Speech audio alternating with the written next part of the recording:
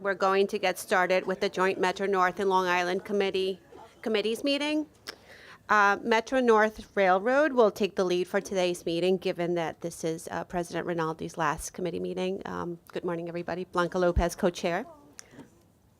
And at this time, can we have this morning's speakers, please?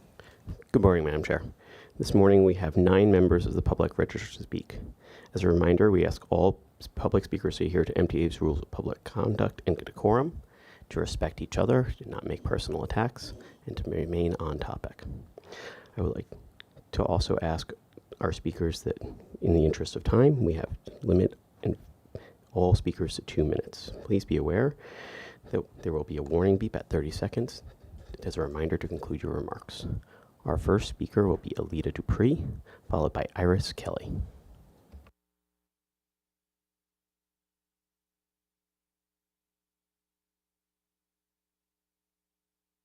Alita Dupree, for the record, she and her with Team Folds. Going to talk about railroad today.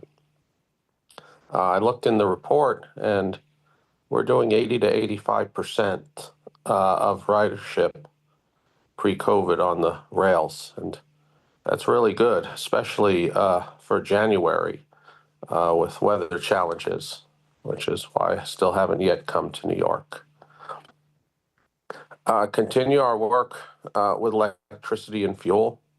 I hope to hear more about the renewable fuel pilot and buying renewable energy, because we buy a lot of energy and we could buy it in our own name and have our own trading department. Hydrogen, I think, is a possibility. I was at a Capital Corridor meeting there in California, and they're looking at a hydrogen train several years out. That could work for us on the non-electrified sections. And I've been reading a lot about Grand Central and the new retail in the terminal building, and hopefully we'll build that out in Grand Central Madison.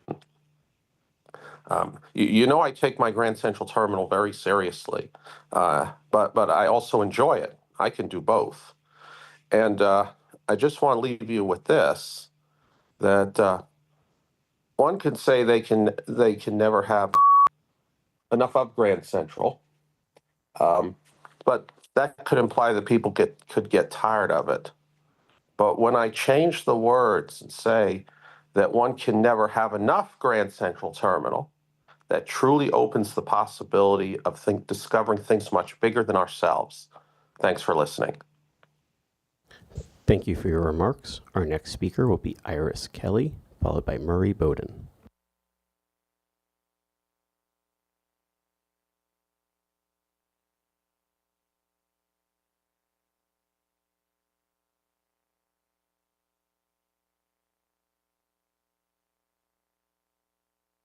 Yes. For the railroad, I'd say that last night, I give them credit. They did a good job last night getting connection between Long Island back into Brooklyn, and that's the way it should be all the time. Where I get off the track 2 to go to track 12, there should always be the connecting train, not have one pull away from you. Like, you're on top of the stairs, getting ready to go down the stairs to get that train. It's a shame they do that. They shouldn't be doing that. It should be always a connection at every point. Because I can stand from Long Island, it's not that bad. 6, 7, and 8, that's fine. But going from track 2 or to track 12, it's like walking across the Arizona Bridge. We need time to get there. And give us time to get there so we can get downstairs. I shouldn't have to be waiting for another additional train 20 minutes to get home. You did this to me on the night of the New Year's Eve. That happened to me. And this should, almost a lot of times it's happened to me, except for last night. There should be more days where we make a good connection, because we all have to get home to where we got to be, besides Manhattan. Manhattan and going to Brooklyn is what we need to have done. Thank you. Thank you for your remarks. Our next speaker will be Murray Bowden, followed by Jason Anthony. It's a little tricky to figure out how this works. I would be there today, but you have enough to do without me. Safety is the issue, and it's time that both Metro North and Long Island Railroad recognize that people are distracted. They're not paying attention. Requires all grade crossings to be gates, traffic lights, not flashing red lights, and a camera to record violations. Train horns, still blowing them, because years ago, that's the way there weren't people standing on a road. Today, the people can have a quiet zone if they have enough money to pay for it. So train horns are not doing anything except annoying people. It's time to change the way you think. I had trouble getting on safety this morning. It's not my job to pursue any of this anymore. It's your responsibility. If the presidents of the railroads don't understand what I've described in emails and everything else, fire them. All the years of experience, this is a new world. In 5,000 years, this is the first major change you've ever seen. Back to the office is correct. Global warming is the overriding issue. Everything else derives from that, because if you don't solve global warming, no society left. I would come today, but I'm getting a little older, and I want to thank all of the people at the MTA who've helped me over the years. I didn't do this alone. There are a lot of people that educated me. Thank you all. Thank you for your remarks. Our next speaker is Jason Anthony, followed by Christopher Greif. Good morning, Kathy, Rob, and Andrew. Thank you for the reminder of the rules of decorum. Jason Anthony, the transit guru. Let's start with a message to our beloved Metro North President, Kathy Rinaldi. Kathy, throughout the years, you have reminded us that Metro North is a system that has been resilient throughout the years. I reminded myself back in 2013 when the tragedy of Spike and Dival struck us. I thought to myself, could Metro North survive another tragedy? I said yes. And Metro North resurrected. And then another fortunate tragedy happened, Valhalla. Then I said, we need to put new safety measures in place. You said, let's do this. You implemented it. And I say, Kathy, you listened, you implemented those changes. You listened, and you did changes. And I'll say, Kathy, thank you for those years that you have been with us in Metro North. And Justin, we hope to work with you in your new role as Metro North President. And if you need any support, I'll be with you throughout this transition. That's all I have to say, folks. Thank you. Thank you for your remarks. Our next speaker is Christopher Greif, followed by Andy Pollock. Good morning, everyone. This is Christopher D. Greif. Yes, I'm here in virtual world. Hi, everyone. Kathy, as a lot of people have told us, and I apologize for the noise in the background, we thank you very much for doing what service that you've been done and what service that you accomplish. And Justin, we will work with you with accessibility, what things we need to work on for the future of accessibility. But Kathy, we will miss you very, very much.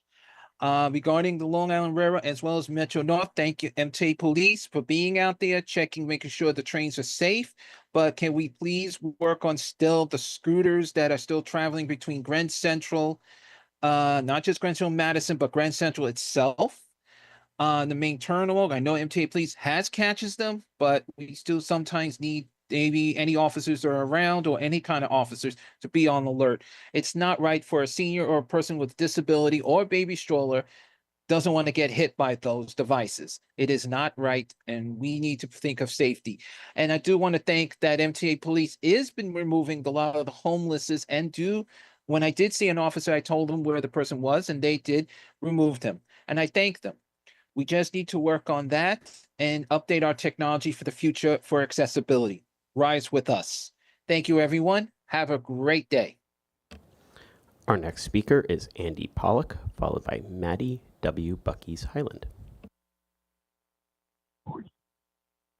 Good morning, everyone. This is Andy Pollock from Passengers United. A couple things that I like to discuss for this month. First up, congratulations to President Rinaldi on her retirement, and hopefully Passengers United will be working closely with the new Metro North President, Justin. So 2 other things I want to quickly discuss. Well, actually, no, 3 things, excuse me. First things first, the Quiet Car. Why is the Quiet Car program being eliminated? You know, there's stressful situations that people go through on a daily basis, and they prefer their peace and quiet during the one time of the day they're coming home from work or commuting back to work. So hopefully that can be reevaluated. The second thing I quickly want to mention at Penn Station, we still do not have an answer on when Dunkin' will open. Dunkin' is scheduled to open where the old McDonald's used to be inside Penn Station. So hopefully Rob can give us an answer on that today. And speaking of Long Island Railroad, one more thing. Wednesday is going to be a very historic day because the first time the MTA is going to be holding its board meeting inside Grand Central. And we're looking forward to the groundbreaking of tracks opening inside Grand Central Madison.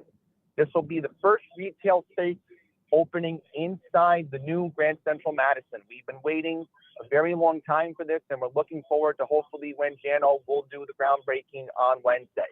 So with that being all said, thank you very much, and I hope to be speaking later on at New York City Transit.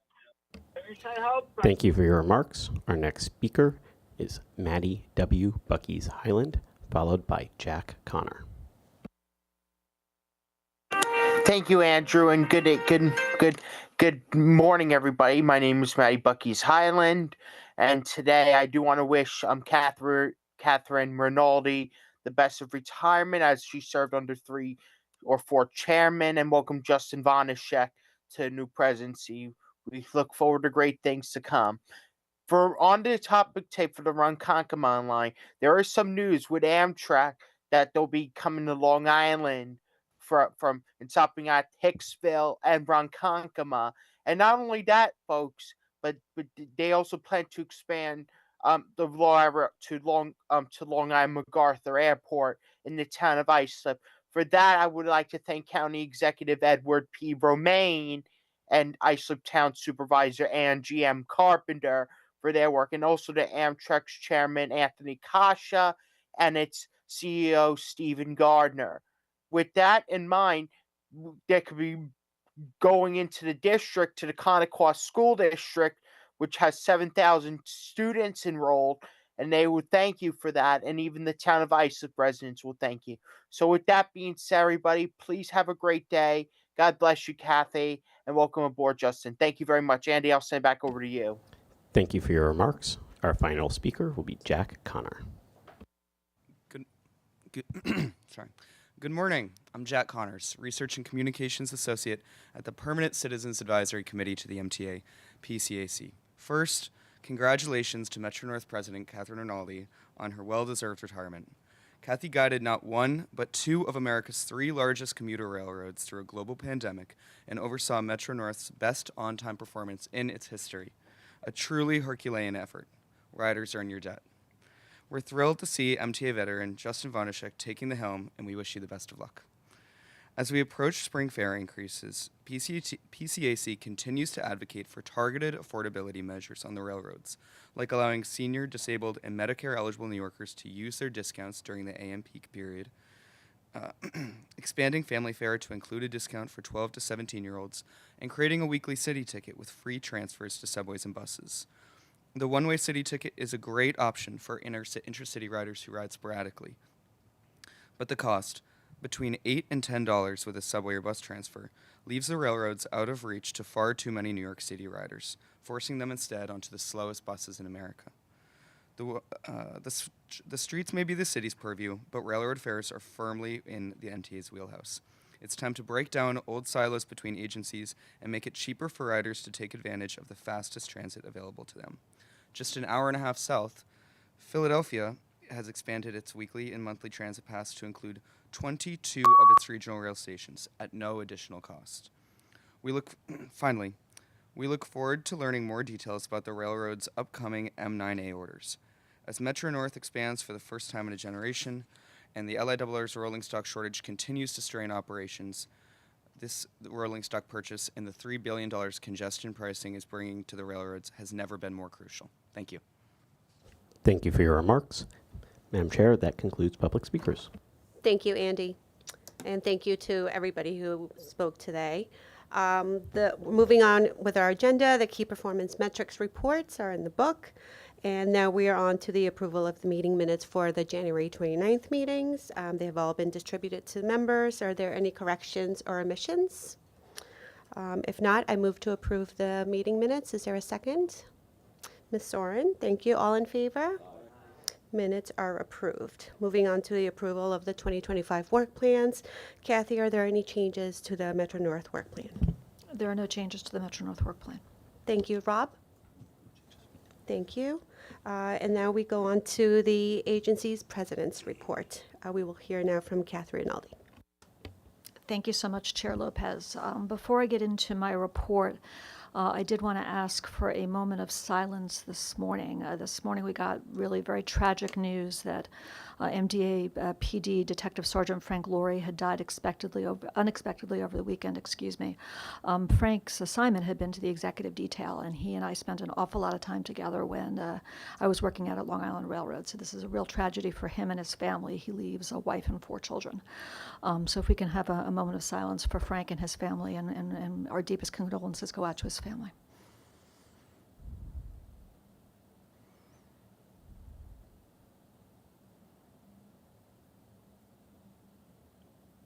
Thank you. Moving on to the Metro North President's report. Metro North's January ridership continued the trend of growth over the same period in 2024. January's total ridership increased 7.2% over January of 2024, standing at 78.2% of our January 2019 ridership. Weekday ridership was 5.9% higher than January of 2024, and weekend ridership was 14.1% higher than last year, continuing the trend of robust discretionary ridership. January is usually one of the lowest ridership months of the year. As return to work trends continue and the weather improves, we're hopeful that we'll continue to see increasing weekday and discretionary ridership as we enter the spring. So rolling stock, we're making significant strides in strengthening our fleet and infrastructure, and our commitment to safe, efficient, and sustainable service is reflected in our ongoing efforts to modernize our rolling stock, incorporating innovative greener rail solutions that enhance reliability while also lowering emissions and improving performance. MTA construction and development continues to progress the Penn Access project, which will extend Metro North New Haven line service into Penn. This expansion will improve regional mobility, reduce congestion, and enhance service reliability for our customers. To support this exciting new service, we have 2 major procurements to acquire the necessary rolling stock, and we're going to be seeking your approval for these 2 items later on in this meeting. First, we're exercising an option in our contract with Siemens Mobility to acquire 13 new battery electric, also referred to as B+AC locomotives, with an option for 2 additional units. These locomotives will be an integral part of our PSA service. Siemens, an approved and experienced vendor, has already delivered the first 2 locomotives from our original base order on schedule. I'll be updating you on the status of that base order in a little while. We're very excited about the procurement of the B+AC locomotives, which is a clean and green rolling stock solution that will be a first in North America. The locomotives will draw electric power from the New Haven line's overhead catenary as they operate on the New Haven line east of New Rochelle. West of New Rochelle, the locomotives are capable of operating on catenary or battery power for the 19-mile run along the Hellgate through the Bronx and western Queens into Penn Station. In addition to the locomotive procurement, we will also be seeking board approval to issue an RFP for new coach cars. This competitive process will allow us to evaluate vendors according to multiple factors, including safety, energy efficiency, reliability, and cost effectiveness. These coach cars will ensure a modern, uniform fleet that supports our operational goals. And now for the update on the Siemens Charger dual-mode locomotives 301 and 302. These locomotives are undergoing rigorous qualification testing at the Harman shop and across our territory. In close collaboration with Siemens Mobility, our MAV staff is conducting extensive testing and system integration to develop the necessary technical expertise for long-term maintenance and operations. This partnership is critical to ensuring safety, efficiency, and reliability as we introduce these locomotives into daily service. We look forward to providing further updates on testing, and we anticipate that these charger locomotives will enter revenue service in the second quarter of this year. As you all are aware, all of the agencies have been working diligently to achieve operating efficiencies that produce cost savings. One of the Metro North successes that I want to talk about this morning is with respect to the maintenance of our rolling stock. I'm pleased to report that our focus on operating efficiencies has yielded $50 million in cost savings in 2024. This was driven by initiatives including strategic overtime management, materials management, standard work implementation, and energy efficiency programs. One of the most promising initiatives that we launched in 2024 was the Standard Work Pilot. Standard Work is a program that establishes consistent processes, time standards, and cost parameters for inspections, maintenance, and repairs. It enhances operational stability, reduces waste, increases efficiency, and fosters job satisfaction through clear expectations and accountability, which helps to ensure a more reliable and cost-effective railroad. Through this program, we've done the following. We've standardized EMU, electric multiple unit shops, at Croton Harmon for M3 and M7 fleets. We've streamlined our M7 inspections, achieving 65 to 70% completion within the 24-hour target dwell time. We've implemented advanced data analytics to track shop performance, identify inefficiencies, and enhance resource allocations. We've strengthened shop floor communication with digital displays tracking dwell time and fleet performance, which ensures workforce alignment with our operational goals.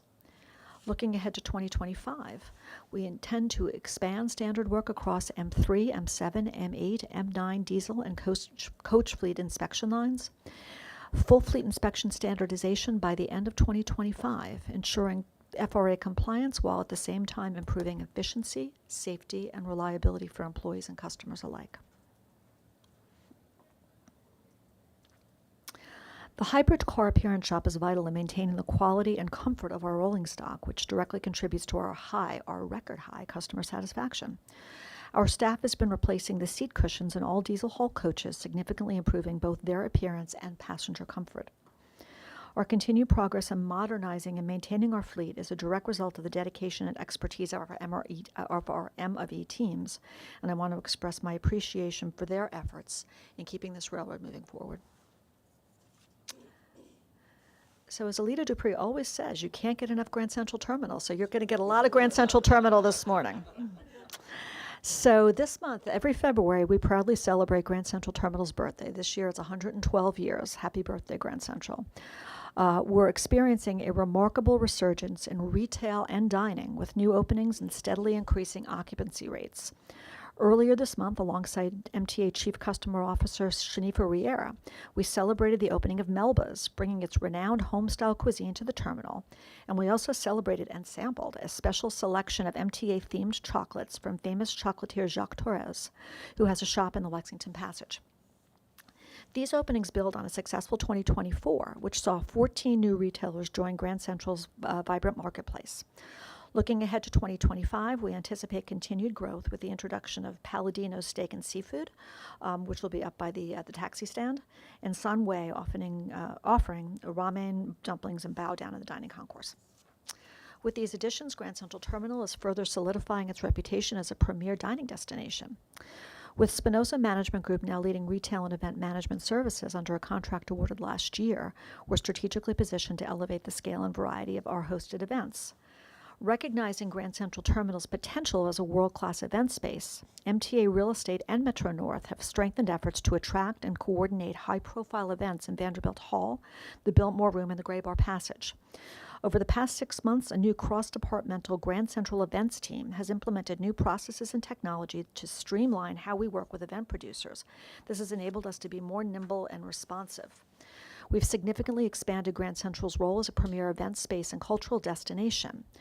A prime example of this growth was Apple TV's Severance pop-up experience on January 14th and 15th in Vanderbilt Hall. I do not watch Severance, but people tell me it's very good.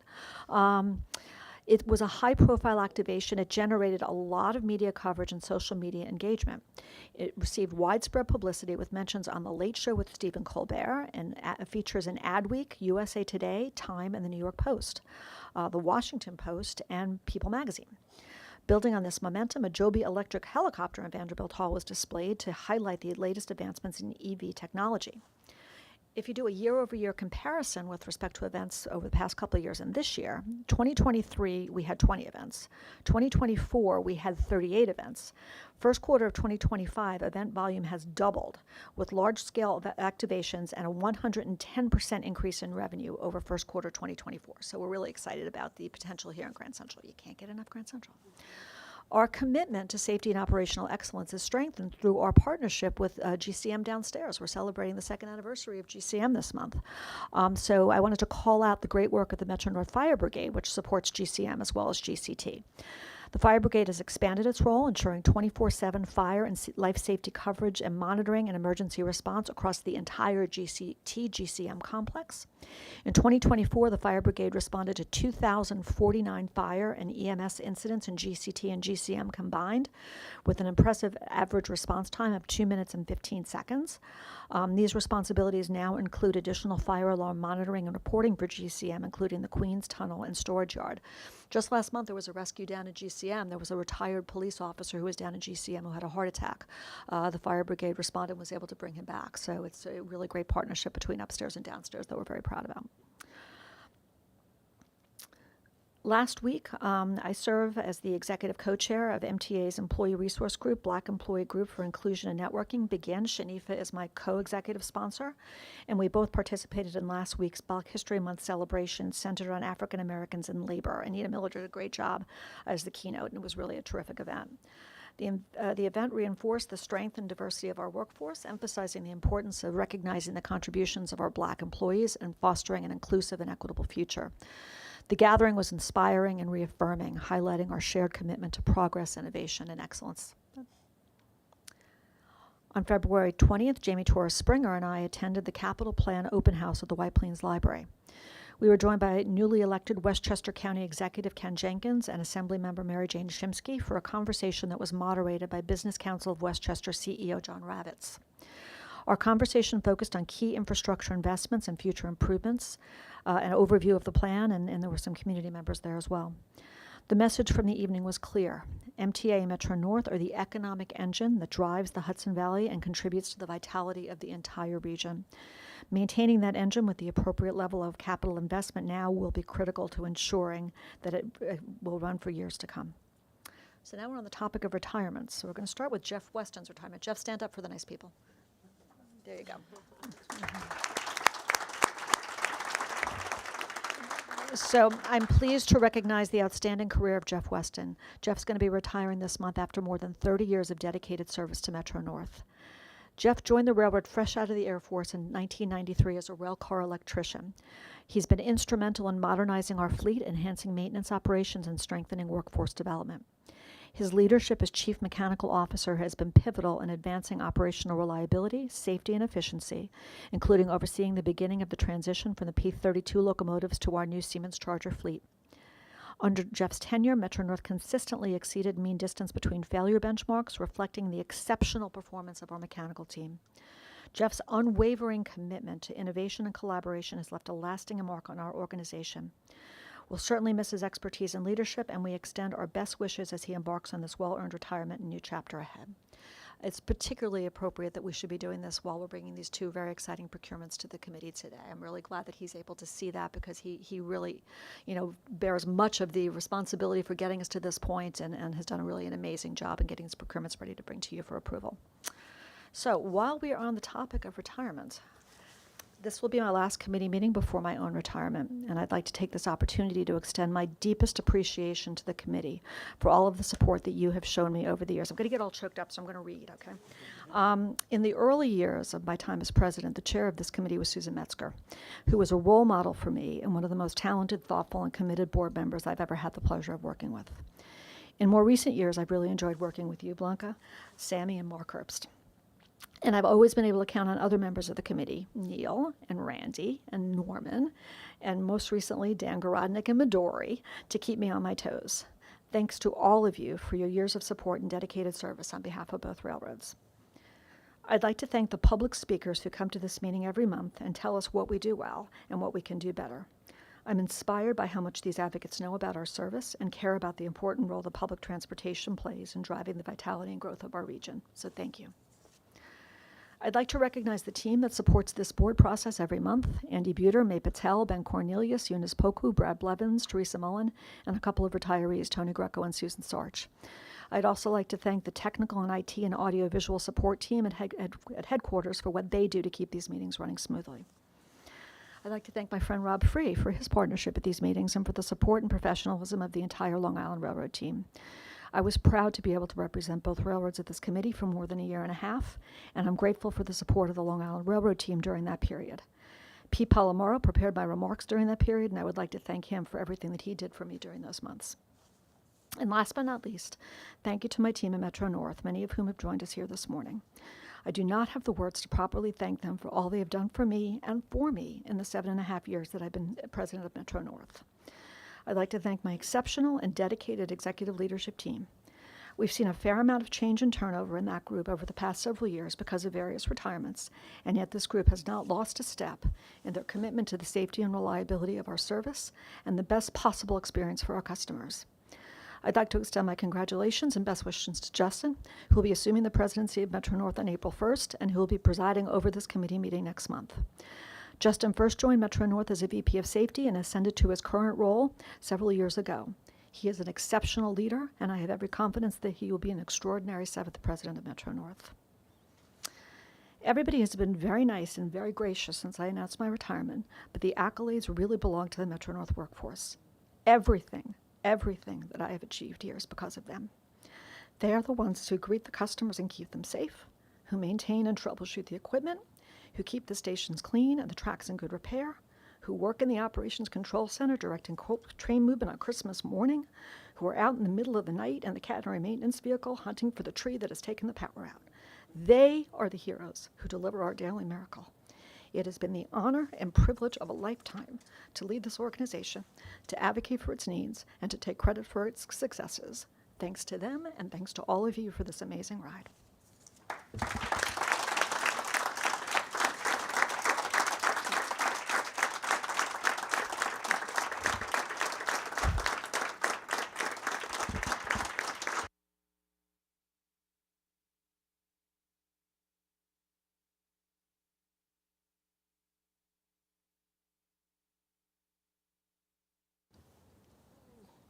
Thank you, President Rinaldi. With that, I would like to open up for any questions or comments. Co-Chair Herbst. Thank you. First of all, Kathy, I appreciate all that you've done. It's been a career in the MTA for about 22 years, I believe, that you've been there. So it's quite a ride. But, you know, when you start in the profession, it's really important to recognize the formative years. And I will never, ever overlook the fact that all of the learning and your beginnings also had direct connections to Long Island, your home. And the Long Island Railroad, where you served in the legal department as executive vice president, I believe. And the MTA kept pulling you back and pulling you back. And then you ultimately ran both railroads. That's quite a chore and quite an accomplishment. But what was most important is throughout your career, you have exemplified kindness and professionalism. And what a way to motivate staff and have the professionalism work its way throughout the system. You are just a wonderful human being, and we're going to miss you terribly. And from the bottom of my heart, I thank you, and I wish you nothing but the best in your future endeavors. You have made Metro North Railroad a better place, the Long Island Railroad, and here, the MTA. A lot of credit goes to you, and you hate accolades, but you deserve it well. So thank you so much.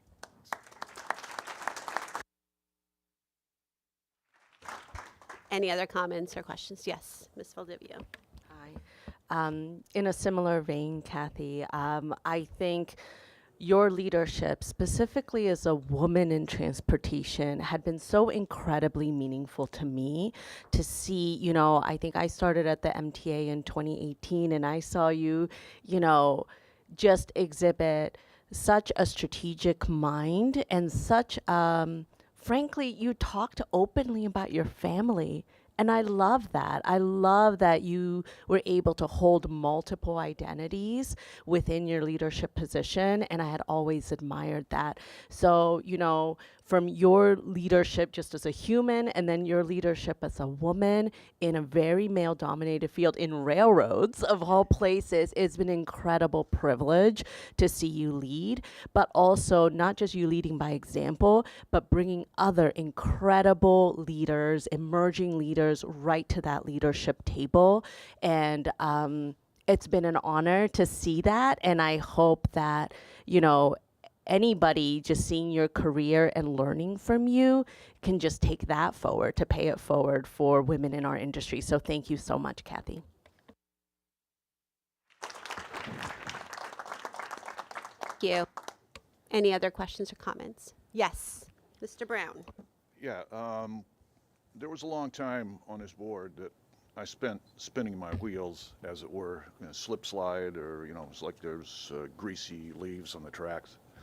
And I would alternate between mocking the railroad and damning with faint praise. But, you know, when you came on to Metro North, at the time, I looked at our numbers, and our numbers always, it's easy at Metro North, you say, you know, it's the best performing railroad in the country, and at the time it was, and I kind of said, well, let's see improve these numbers. And here, I don't forget how many years later, what is it, 8 years, 7 years later, you turn around and you did improve them. So they reach a number, especially on-time performance, that you really can't improve anymore. I keep saying that to myself, but maybe you can pass on to Justin, you know, all your tricks, which, yeah. And I do think you did bring, you know, the your perspective as a mother and a long-term railroad employee that served many different roles. I do think that served you well as president, and I wish you a long and fruitful retirement. And I kind of hope you don't work again. But on the other hand, you're very valuable to the rail industry and for transportation policy in general. And in that sense, I hope you do stay with it. But you know, congratulations, and it's a pleasure working with you. Thank you. We're just going to switch to our virtual committee member, if that's okay. Yes, I know, but Mr. Glucksman has his hand up. Oh, thank you very much. Well, I'll be with you next month.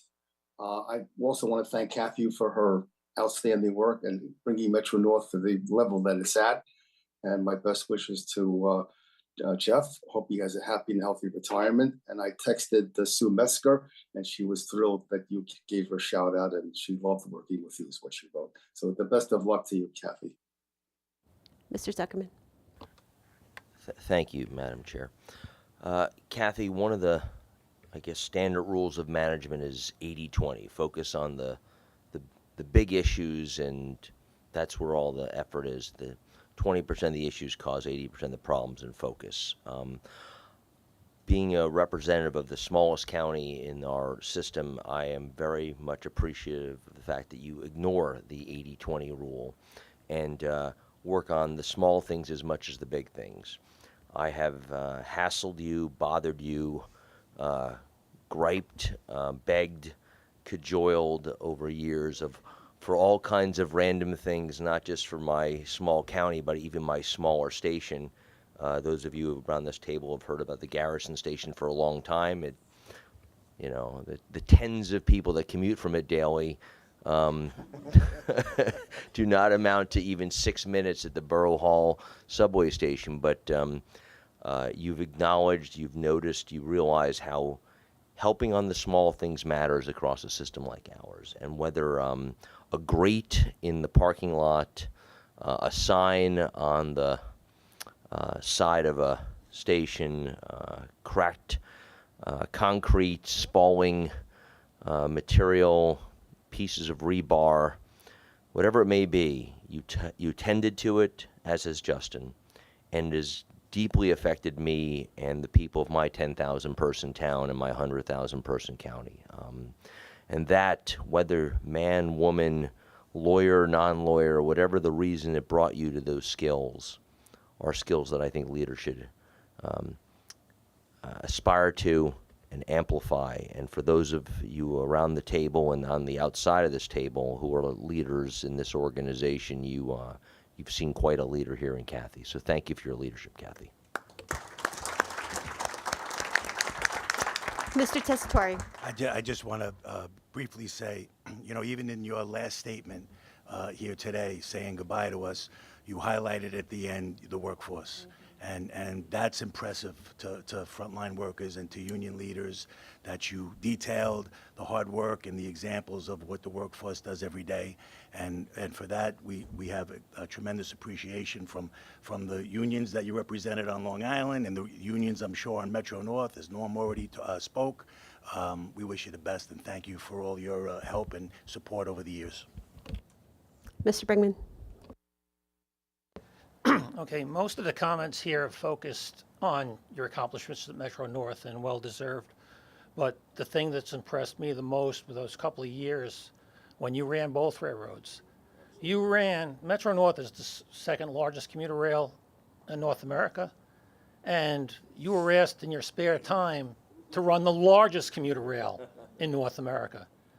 And you did it for a couple of years. And I think that's phenomenal, and I think you don't get enough credit for that. And I thank, as a Long Island Railroad representative, I thank you very much for that. Thank you.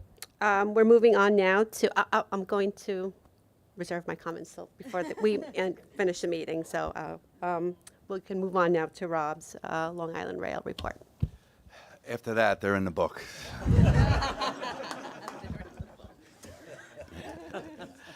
Thank you, Chair. Good morning. We continue to see increased ridership year over year at the Long Island Railroad. Total ridership for the month of January, excuse me, increased by 11.2% as compared to January of last year. That equates to 85.2% of 2019's January ridership, so really robust ridership there as well. And for monthly ticket ridership, we've seen an increase about 8.5% year over year. And non-commutation, we've seen about 11.3 increase January of this year as compared to last year. And we actually broke a ridership, AM peak ridership record for Grand Central Madison, speaking of which. On February 11th, we accommodated 28,521 customers for the AM peak ridership, so very good news there. And for on-time performance, we achieved 97.1% for the month of January, which is our third highest on-time performance in recorded history, and that's inclusive of COVID as well. So good numbers there. Tom will provide a more in-depth report on operations numbers shortly. It's hard to believe we have reached the second anniversary of full service to Grand Central Madison, which began on February 27, 2023. And to celebrate this milestone, as been mentioned, we will be conducting this month's board meeting in Grand Central Madison. As you've heard many times, Grand Central Madison has transformed our operation and the service we provide.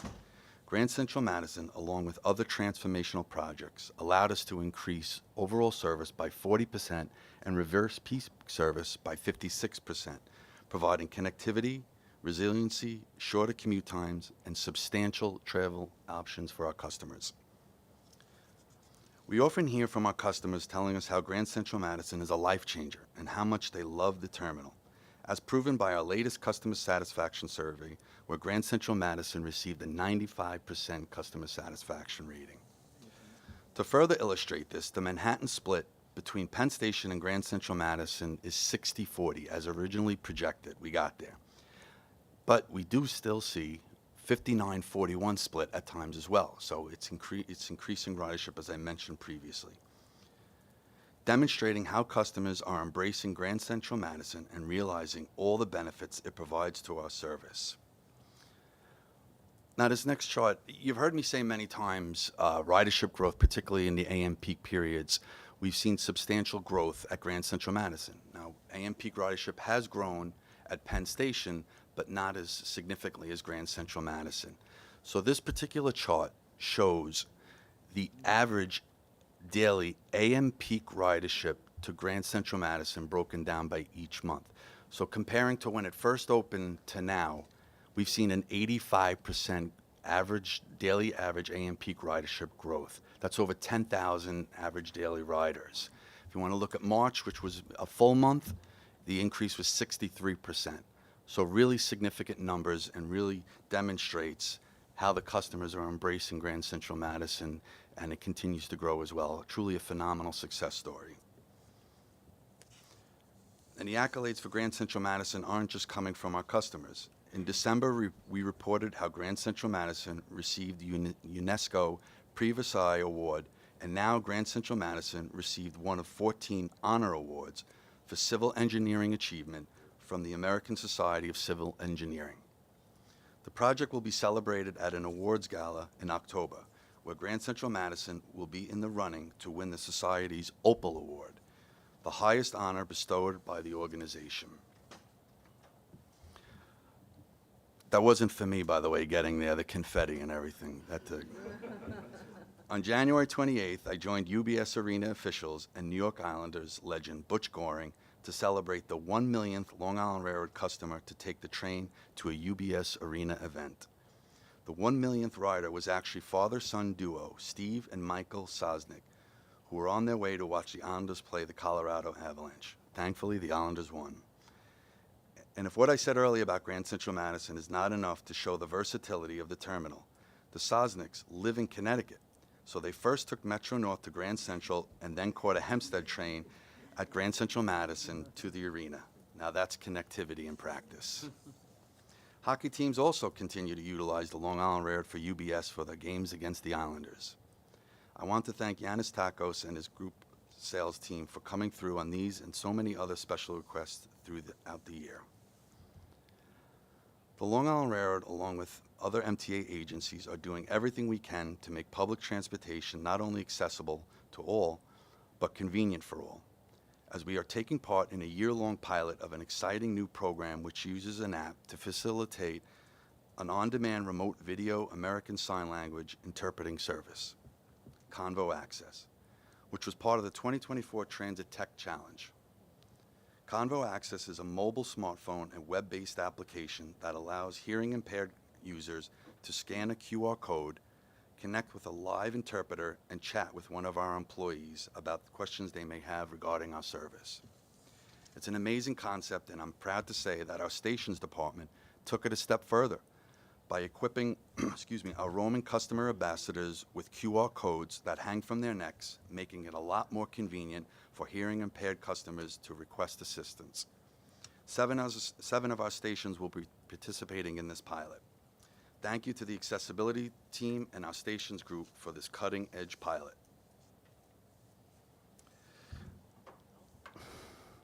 I am extremely proud to announce that the March issue of Progressive Railroading magazine will feature a familiar face, as our own Vice President of Corporate Safety, Lori Ebbinghausen, was named to their inaugural list of 50 women of influence in rail. Lori has skillfully led internal and external safety efforts for our organization for many years, and the passion with which she does so is nothing short of inspiring. A big congratulations to Lori and all the nominees.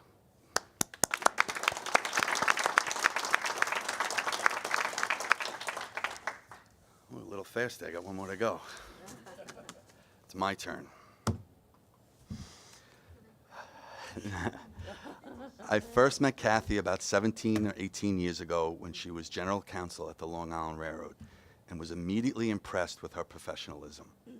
As the years have progressed and having worked with her in many capacities, I am even more impressed and have immense respect for her.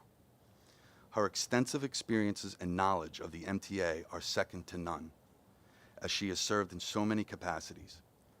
Her loyalty and devotion to her work in the MTA should serve as an inspiration to all.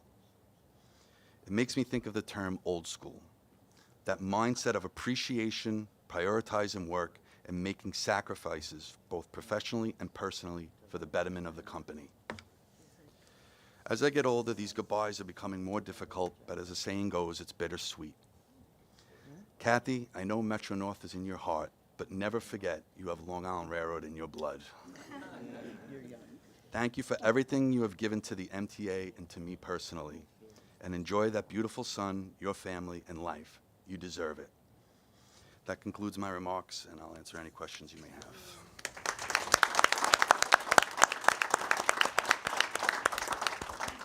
Thank you. Any questions for Rob? Okay, well, yes, Mr. Garodnick. Are you contemplating retirement?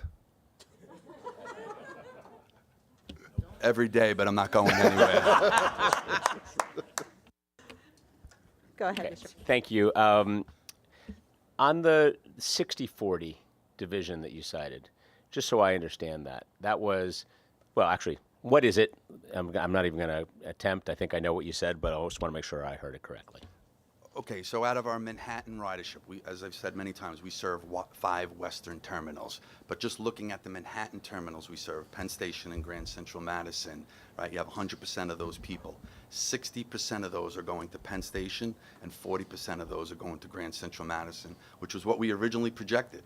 It took a little time, but not much, about a year, and we got there. So Okay, good. That's what I thought. That's what I thought you were saying. And now my follow-up may not be for you. It may be for Demetrius in our next committee meeting. But the ultimate destination of the folks who are landing at Grand Central Madison, have we been able to evaluate or understand where those folks actually are going? Are they then jumping on the 4, 5, 6, or 7 train at Grand Central? Are they working at Grand Central? Like, what do we have any information as to where they actually are going? Well, I think that's one of the beauties of Grand Central Terminal and Grand Central Madison, having the ability to transfer from all these forms of transportation. I've said it, Long Island Railroad, Metro North, 2 busiest commuter railroads in North America, largest subway network, and a couple steps outside, you have the largest bus network. You know, as far as particular numbers, Demetrius would have to speak to that, but I think it's truly remarkable, the connectivity that exists within one building. Fair enough. Well, I will pose that question, and certainly as we're celebrating this week, it's the right time to do all of that. I will add, though, from what I've read, the foot traffic around the area has grown substantially, particularly after COVID. And what I've read, you know, being a Long Islander, has really, I think, doubled. It's dramatic, the increase in foot traffic from Long Island zip codes around Grand Central Terminal. So really remarkable. Okay, great, thank you. And I was a little late, so Kathy, I just also want to add my my words of thanks to you. I'm the new kid around here, but I've had the pleasure of working with you for about a year, and wanted to also recognize your obvious professionalism in public service. And it has been a pleasure over the very short time that I have had to work with you, and we'll look forward to continuing to find ways to do that. So thank you.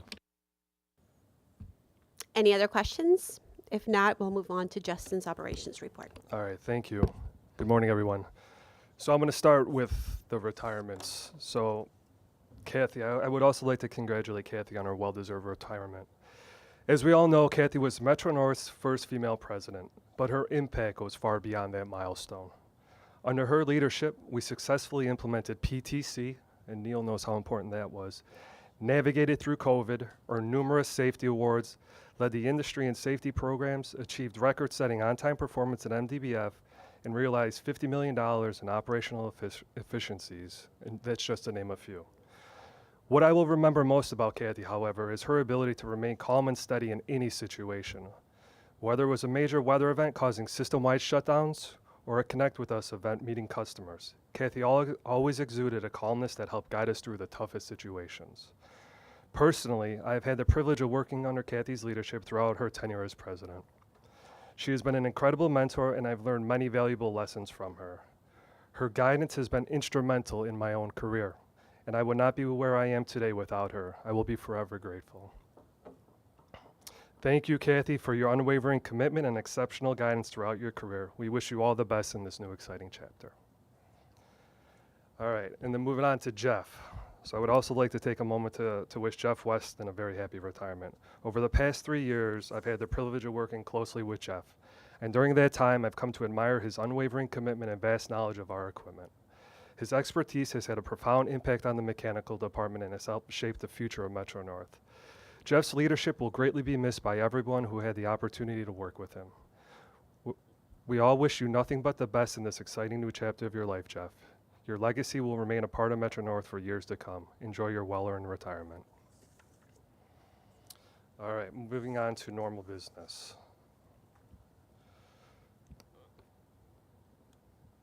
All right, so today I'm going to be briefing on 2024 year in review, and I will begin with safety.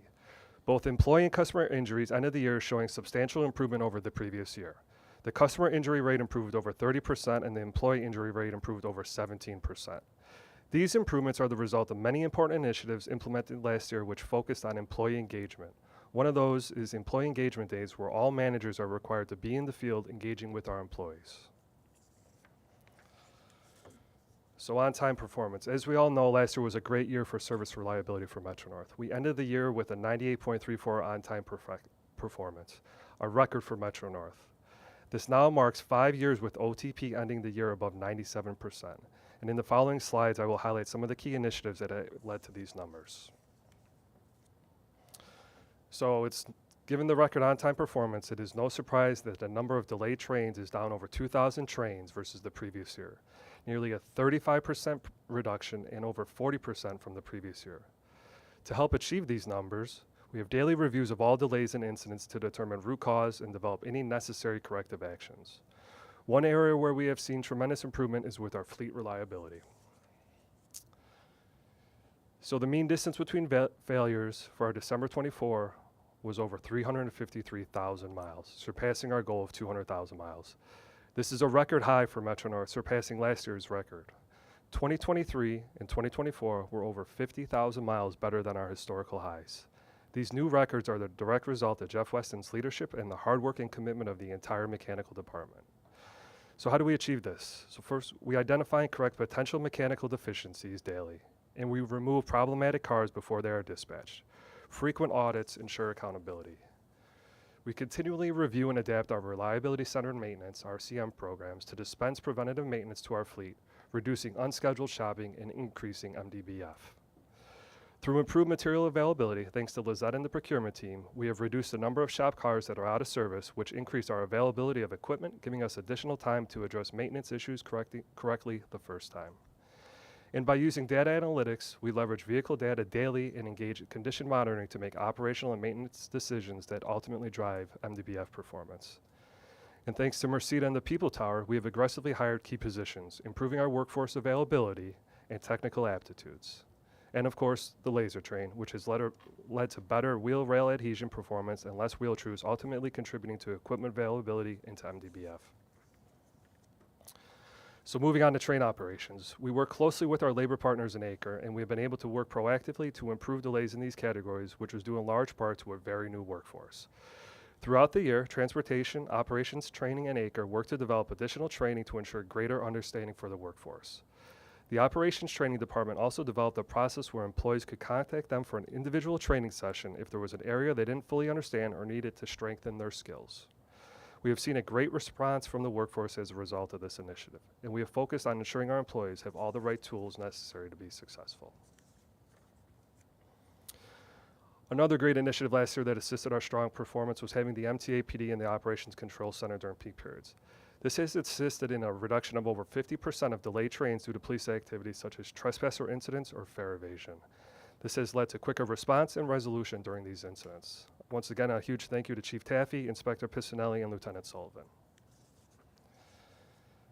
And initial terminal delays, it's another area we focused on last year. These are delays measured at a train's origin station. The best way to ensure a train arrives on time is to ensure it departs on time. So focusing on late departure from its origin station has allowed us to better ensure a reliable service. We use the same methods to identify cause and potential mitigations as we do in other areas. Slip slide season. So the industry's first 60-mile-per-hour laser train has been a game changer in reducing slip slide conditions during the fall season, significantly improving on-time performance and fleet reliability since its pilot in 2022. Building on the record-breaking results of 2023, we introduced an innovative design in 2024 that cut maintenance costs by 50% and enabled us to clean 30% more miles. Combined with real-time dashboards and a data-driven schedule, these advancements led to the lowest ever number of slip slide incidents, late trains, and delay minutes for our customers in 2024. Additionally, wheel maintenance costs were reduced by 36%, reaching a record low and continuing to decrease year over year. With further improvements underway in 2025, we are excited to see continued success from this cutting-edge technology. And as I mentioned in December, we worked with the Coast Guard to modify regulations for 6 bridges on the New Haven line. Previous regulations required immediate opening during rush hour, which caused unpredictable disruptions to our service. With the new modifications, we saw operational benefits in 2024. Both bridge opening delays and delay minutes are both down over 75%. moving on to the New Haven Line speed improvements. So we are not only working to provide safe and reliable service, but we're also working to reduce the overall travel time for our customers. Last year, a lot of work was done in this area through improvements to our signal system. As a result, in our next schedule change in March, customers will see substantial time savings on many of our trains. Last year, we operated the first 90-minute train from New Haven to GCT in the AM rush. In March, customers on these New Haven Line Super Express trains will see more improved runtime savings from 2 to 9 minutes, and 5 of the 6 Super Expresses will now operate at 90 minutes or less, a first for Metro North. This is the result of improvements to the signaling system as well as strategic routing of these trains. Hudson Line customers will also see improvements later this year and the following spring. And I just wanted to quickly highlight the feedback we are receiving from our customers as a result of the safe and reliable service we are providing. The fall survey showed an improvement on all 3 lines over the previous survey done in the spring. It is great to know that all of our employees' hard work is being recognized by our customers. And we also have a couple of award winners. So I am pleased to announce that Sapna Shaw, Senior Director EAM, and Maureen Taylor, Assistant Director Operations, have been recognized as Women of Influence in Rail by Progressive Railroading magazine. This prestigious honor is part of Progressive Railroading's inaugural program to spotlight remarkable women who are shaping the future of the rail industry, and I cannot think of 2 women more deserving, except for Lori. And as the rail industry continues to work towards closing the gender gap, it is leaders like Sapna, Maureen, and Lori who are paving the way for future generations. And finally, our newest heritage locomotive, the 222, which commemorates the New York, New Haven, and Hartford Railroad. I would like to express my deepest gratitude to everyone who worked on this remarkable locomotive, a true tribute to the rich history of the New Haven Line. A special thanks to the Stanford Heavy Shop, North White Plains Freight and Paint Shop, and the Harmon Diesel Shop. Their exceptional efforts in restoring this locomotive have not only preserved a piece of history, but also introduced a surprise addition to our Heritage Series, enriching the experience for our employees and customers. That concludes my remarks, unless there's any questions. Thank you, Justin. Mr. Zuckerman. Well, first of all, Justin, congratulations on this elevation. It's well deserved. I remember when you joined us as our safety lead, and I didn't realize how incredible you were going to be, but you've moved up through the ranks. You've proven your mettle, and we're thrilled. As sad as we are to say goodbye to Kathy, we're thrilled that she's coached you, trained you, and anointed you. So thank you very much for that. I have a specific question. You went very quickly through, and maybe we can just go back. When you were talking about the Super Express, and you were describing the time, and then you said in the coming months we'll see this on the Hudson Line. Can you just, without giving away anything that you don't feel comfortable yet sharing, because maybe it's still in development, can you just, what is going to happen? Yeah, so we have a similar setup on the Hudson Line. So just an overview of the Super Expresses on New Haven Line. They essentially make 3 stops and then express into the city. We have the same thing out of Poughkeepsie. So right now those trains are in the 95 to 97 range. So we're working to follow the same pattern and get them 90 or less per the governor's initiative. Correct. Correct. Any other questions? If not, we're moving forward with Tom Cullis. Thank you. Good morning, Madam Chair, and good morning, everyone. And Kathy, congratulations on your retirement, and Jeff, you as well. Total on-time performance for the month of January, as Rob mentioned, was 97.1%, above our goal of 94%. For the month of January, all 12 branches operated at or above goal. For major events, which result in 10 or more late trains, there were 10 incidents for the month of January. The most significant event occurred on January 8th when there was a broken rail near East New York. This event resulted in 37 delays, negatively impacting on-time performance by 0.1%. For our fleet performance, the MDBF for the month of December was 159,029 miles, above goal of 150,000 miles. And MDBF for 2024 was 163,564 miles, also above goal of 150,000 miles. For service delivery, we completed 99.7% of our trips for the month of January. For upcoming work that will impact service on the weekends of March 1st and 2nd, March 8th and 9th, March 15th and 16th, and March 22nd and 23rd, both tracks will be out of service between Deer Park and Ronkonkoma for switch and signal work in the vicinity of Ronkonkoma and various piggybacking activities on the branch. Trains will terminate and originate at Deer Park on an hourly basis, and buses will replace trains at Brentwood, Central Islip, and Ronkonkoma, and additionally from Ronkonkoma to Greenport for 48 hours.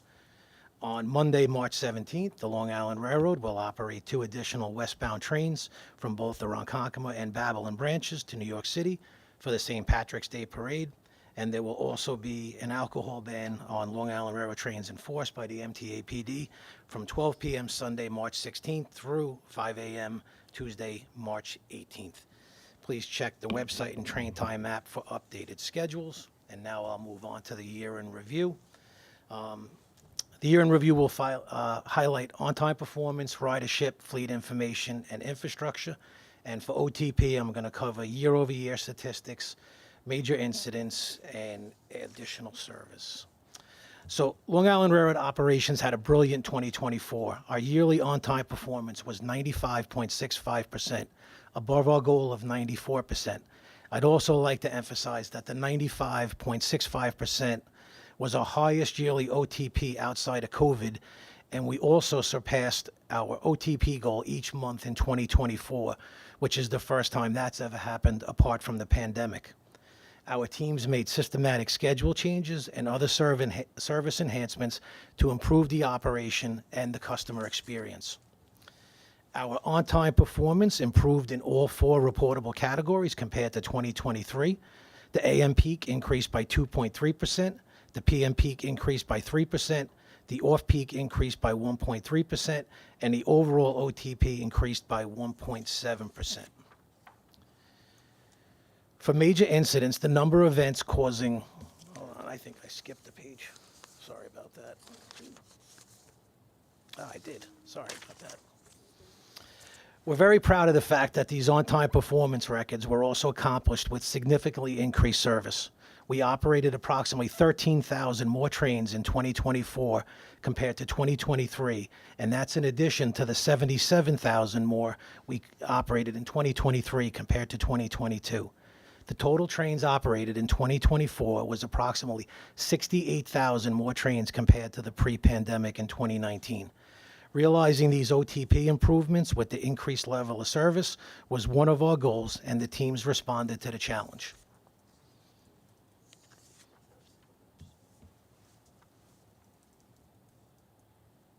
Go one more, Hector. Thank you. The number of major events causing 10 or more late trains decreased by 67 occurrences in 2024 compared to 2023 for a significant 32% reduction. Not only did we see a reduction in major events, but we also saw a 17% reduction in train delays greater than 15 minutes that traditionally occur with major events. These decreases dramatically improved the customer experience with respect to train delays. Our operations teams have established preventative processes and procedures to reduce the number of major incidents. For example, our engineering team performs component inspections and provides staff at key locations during track outages, which help protect the operation and reduce the potential for delays. The 3 most significant events we had in 2024 were the result of the loss of air pressure at Jamaica on December 13th and 2 snow and ice weather events in mid-January. Our service delivery remained strong throughout the year, and we finished 2024 at a total of 99.6%. Our lowest service delivery month percentages were 2024 occurred in January and February, and were a result of an incident with Reckley Drawbridge near Long Beach and an incident involving down wires fouling the tracks near East New York. Our engineering, transportation, and mechanical teams worked together after the East New York incident to inspect the tunnels using various sets of equipment to ensure there were no clearance issues and verify that appropriate procedures were in place to prevent future incidents. For ridership, I'm going to cover year-over-year numbers, area events, our vehicle capacity, and the LIRR care program. Long Island Railroad ridership growth is occurring both during the traditional peak hours and in the off-peak, with weekends surpassing 2019 pre-COVID numbers. We saw a steady increase in ridership each month of 2024 compared to 2023, which is a direct result of the enhanced service we deliver from all branches to 2 major terminals in Manhattan, providing more options for our customers. In 2024, total ridership increased by 15.7% from 65.2 million customers in 2023 to 75.5 million, which represents nearly 83% of 2019's ridership. Weekend ridership increased by 16.7% from 10.8 million in 2023 to 12.6 million in 2024. We look forward to seeing those trends continue. For area events, we've provided reliable service to 76 more events in 2024 than we did in 2023.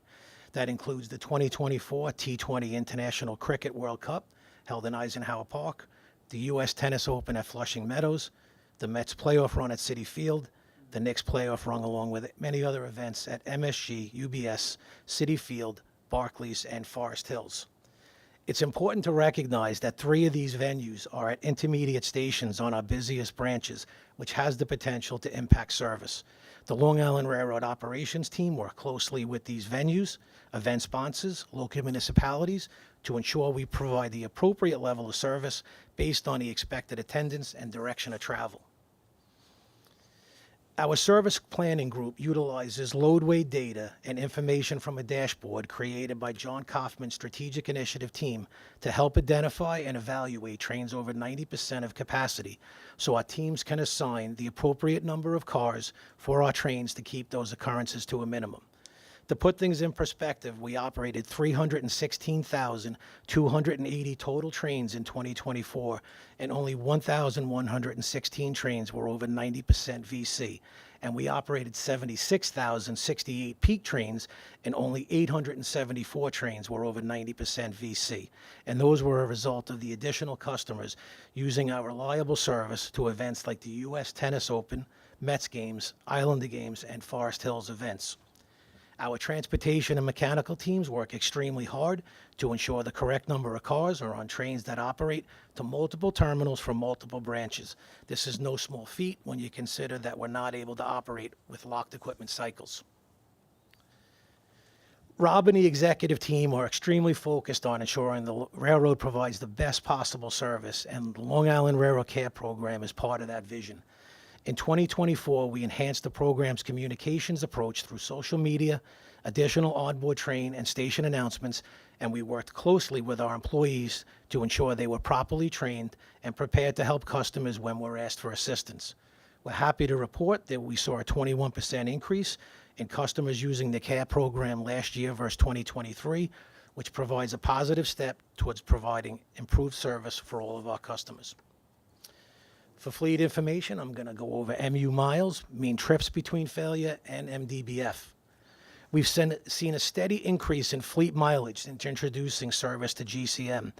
Our MU mileage increased by more than 13 million miles in 2023 compared to 2022, and by almost 2.8 million miles in 2024 over 2023. These additional miles require more reliance on our mechanical team to keep the fleet in service, and they have met the challenges. Mean trips between failure are also something else we follow with respect to fleet performance. We feel it's another important data piece for our fleet reliability, and as you can see, our combined fleet made almost 600 passenger train trips between failures. The Long Island Railroad Mechanical Group has done a tremendous job keeping the disparate fleets in service with the added mileage and additional trips, which led to overall MDBF being above goal for 2024. They implemented a process of performing proactive equipment downloads to identify issues before they occur, and they work closely with the Operations Center to coordinate rapid responses to equipment malfunctions. We can't prevent all issues, but we can certainly be ready to respond, and the team is always ready to do just that. These achievements are a direct result of the coordination with our labor partners and the outstanding work performed by our hardworking employees and managers. Now I'd like to turn it over to my colleague Paul Dietland, Vice President, Maintenance of Way, who will highlight some of the tremendous work performed by his MW team. Good morning. So the operations report has already highlighted several of our key performance metrics. As we've said in the past, the state of our infrastructure plays a critical role in achieving our performance goals and supporting the best customer experience possible. So maintaining and upgrading our systems to provide for a state of good repair is a complex and continuous effort that requires significant planning and coordination. This is particularly true with the high level of service we provide every day. In 2024, to allow for the needed track time to perform our maintenance, state of good repair, and capital projects, 106 programs, special programs, were developed. These programs can last for a weekend, several weeks, or even an entire timetable, depending on need. I cannot understate the importance and the significant planning and coordination work that takes place on a daily basis between our service planning, transportation, engineering, and capital delivery teams to ensure that each project is provided with the maximum track time possible while minimizing impacts to our customers. And we try to piggyback as many work activities as possible to take full advantage of the time.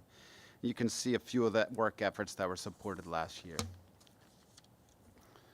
So track outages, they provide the critical time for us to effectuate our maintenance, state of good repair, and project work. This year we had planned 3,316 individual track outages, which is a 9% increase over 2023. We also established a goal to make sure we utilize over 90% of those outages planned. We took full advantage, 3,069 outages, or an increase of 13% over 2023 took place.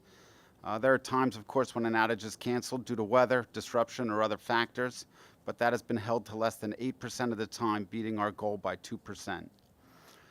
To add some context, the effort includes multi-department weekly, bi-weekly, monthly, and quarterly track outage planning meetings, in addition to day-to-day analysis and review that goes on.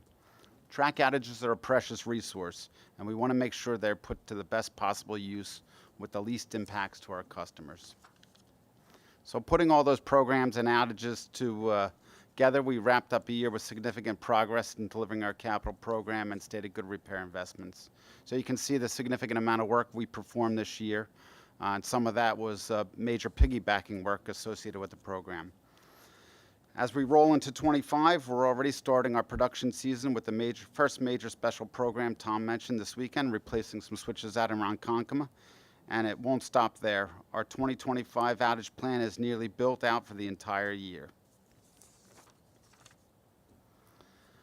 So when it comes to delays and incidents, as mentioned, our planned efforts to maintain the infrastructure for safe and reliable service is significant and takes a substantial amount of support from all the departments. Our focus efforts have paid off.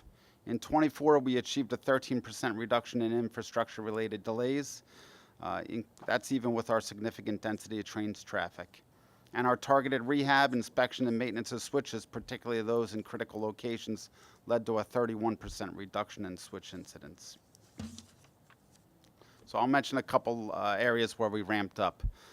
We renewed 24 grade crossings. That's a 300% increase from 23, significantly higher than 21 and 22, where we actually only replaced one each year due to project demands.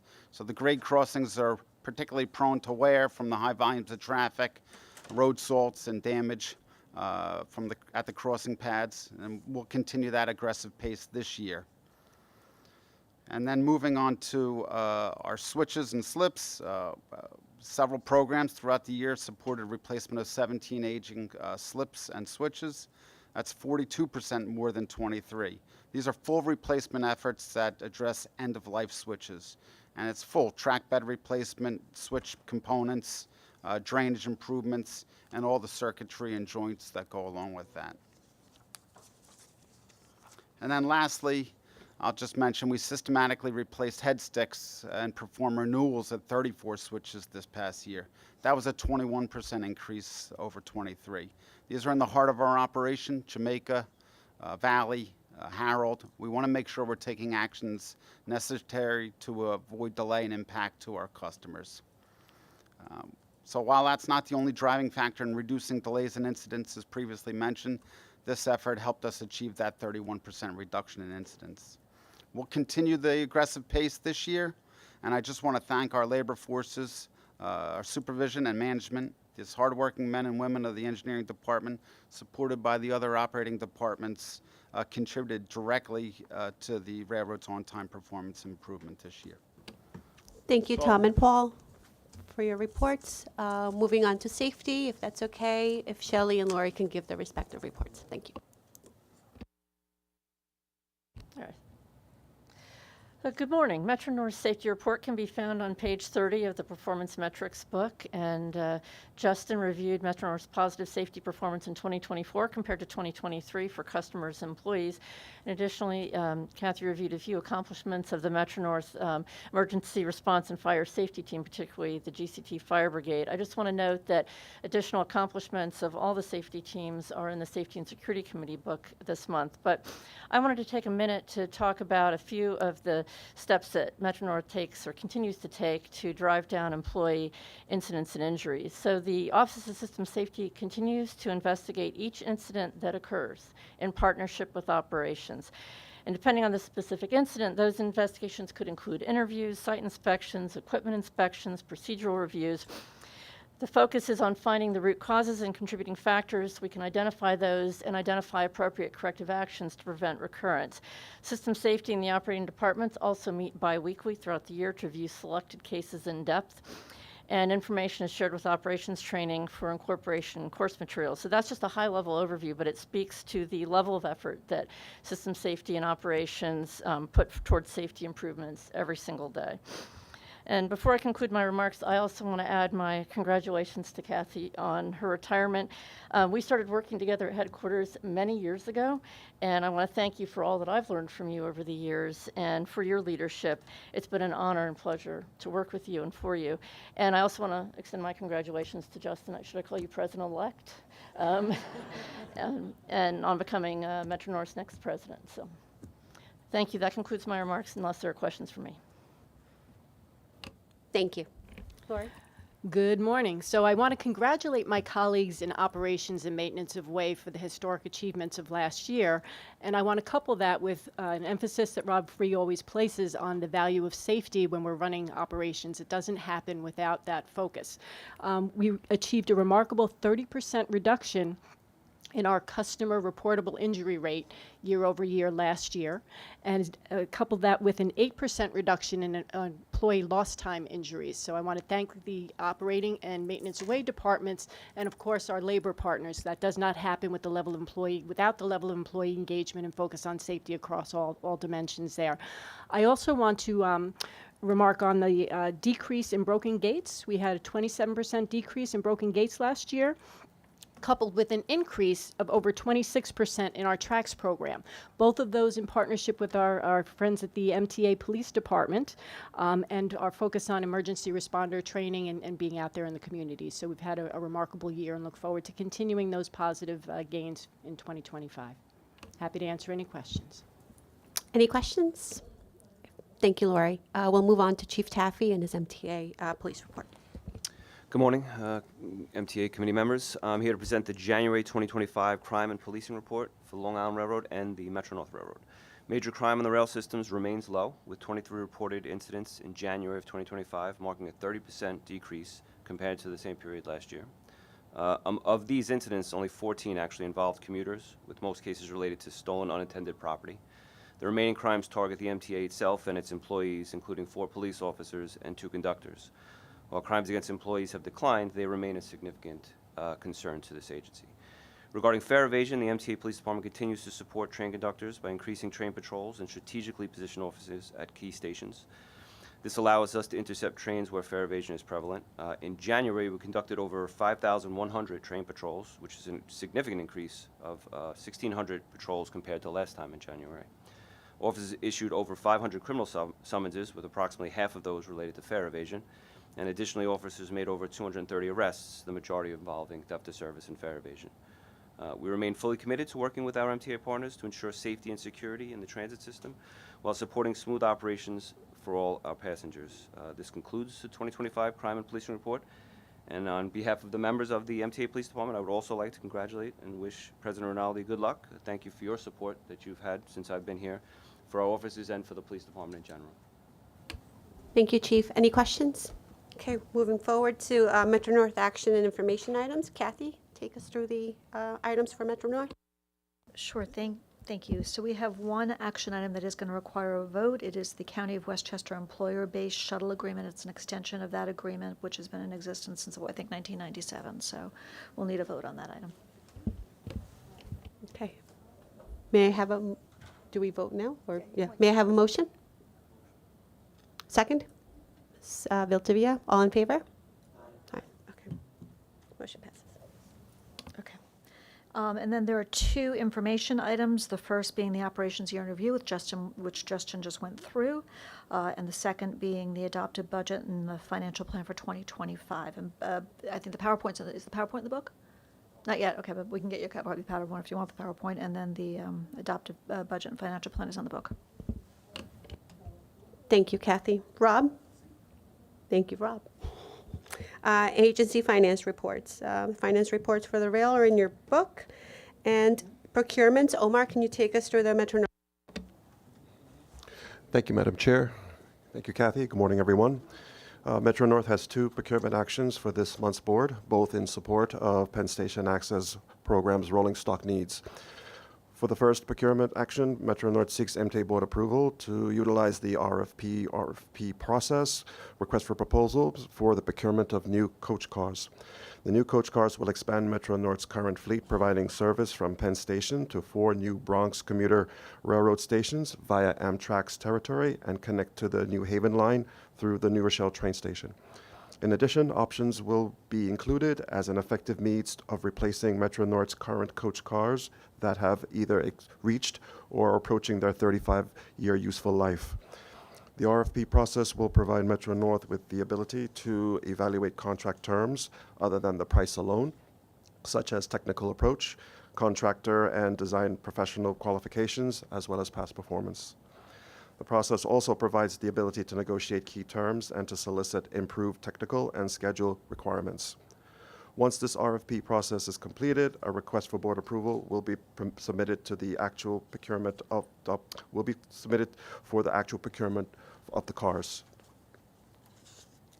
For the second procurement action, approval is sought to exercise an option under a contract with Siemens Mobility for the design, manufacture, testing, and delivery of 13 dual-mode locomotives and related equipment, with an option to purchase 2 additional locomotives in a total amount of $304.9 million.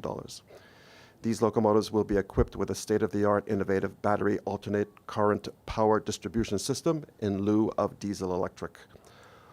Alternative rolling stock solutions were explored.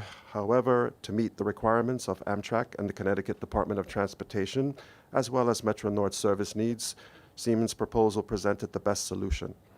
These locomotives will ensure reliable passenger service with a zero-emission locomotive fleet. The base contract was approved by the board in December 2020 and included options for use by Metro North, the Connecticut Department of Transportation, and the Long Island Railroad. Delivery of the locomotives is scheduled to occur from January 2029 through July 2030. Funding for this option will be from the 2020 to 2024 capital plan. If there aren't any questions, may I have a vote for these month's procurement actions? Thank you, Omar. If there aren't any questions, may I have a motion? Ms. Valdivia in a second. Mr. Herbst, all in favor? Oh, yes, I'm sorry. Go ahead. So question about the Siemens option. Do we believe that this is the last option we'd exercise? Because this has been a couple of options now that we're exercising. No, actually, the contract base and options have various of the participating agencies can elect more of Metro Okay. North's. This is the 4th option elected. Right. For Metro North's numbers for options, this is our second one, because we exercised one with the original base. I see. And believe it or not, we do have the ability to buy more locomotives. Okay. And I understand you think this is kind of the best way forward, given the fact that you need delivery of these trains by 2029, right? Question on the revenue source or the funding source for this. You said the 2020-2024 capital plan. Maybe it's not this committee where I should ask the question, but is congestion pricing revenue expected to support this $304 million expenditure? My understanding is that that's not the case, that this is funded. Okay, thank you. Seeing that we've answered her question and we already have a motion in a second, all in favor? Thank you. The motion's approved. And before we adjourned, I just wanted to quickly say a few words for Kathy. I'll try not to. considering we don't have any tissues. Kathy, thank you so much for your guidance and your leadership. I joined the board in 2022, and I've been co-chair since then, and I appreciate the time you have taken to explain so many things to me about running this meeting and the informational items and just, checking in with me once in a while, and I really appreciate your calmness in how you go about approaching things. You're leaving this Metro North in such a high line. We have high ridership rates and high expectations and best on-time performance. And I know that Justin's leadership in the future will continue on that note. But thank you. Thank you for everything. And before we adjourn, we have a little something for you that we bought from Grand Central Market. Just a little houseplant for you to remember us by. Thank you so much. And a card, but I'm going to steal this because Mr. Garodnik needs to sign the card. And with that, we want to take a motion to adjourn. Thank you. Thank you, everybody. Thank you.